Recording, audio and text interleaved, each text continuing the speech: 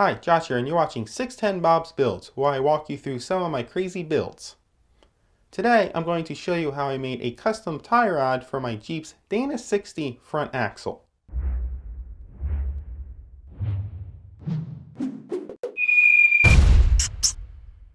For those who don't know, a tie rod connects the driver's side knuckle to the passenger side knuckle so you can steer.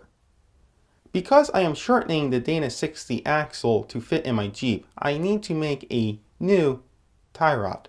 Now this is pretty simple. First I purchased 2-inch OD by 1/2-inch wall DOM tubing. Oh, and for those who don't know, DOM means drawn over mandrel. Yeah, I had to Google that one too. First I threw the tubing into my lathe. I used the steady rest that I made in another video to support the back end of the tube. I made a notch for the clamp, more on that later, so that it could nestle into the tie rod. The tie rod ends have an 1.25" diameter thread, so I bored out the end of the tube to the minor diameter of the threads. And now I turn the threads, hoping desperately that I turn the threads in the right direction. I test fitted the tie rod several times during this process. I didn't want to make the threads too deep. I needed to do this because the threading bar was flexing a little and the threads on the tie rod are not well formed. The tie rod needs to be clamped to the tie rod ends. In order to allow the tie rod to be compressed onto the tie rod ends, I need to slice the ends in half. I did this on my mill using a side chip cutter for most of it. As I've been alluding to, clamps go onto the end of the tie rod to prevent the tie rod ends from coming out. Due to the size of the tie rod, the clamps have to be fairly large, 3.5 inches-ish to be somewhat exact. First, making a plan. I don't normally make plans, but when I do, it's because there's a lot of numbers to remember. Now that I know what I'm doing, I bore out the rod.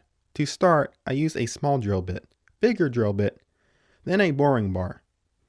I have a bunch of boring jokes, but I don't want to bore you. Then I throw the clamp into my mill. I check the distance from the bottom of the end mill to the bottom of the clamp. I needed to find the bottom of the end mill so that I can mill out a pocket into the clamp. This pocket serves two purposes. 1. Normal drill bits need a flat spot to drill. 2. It gives a flat, even spot for the bolt to push against.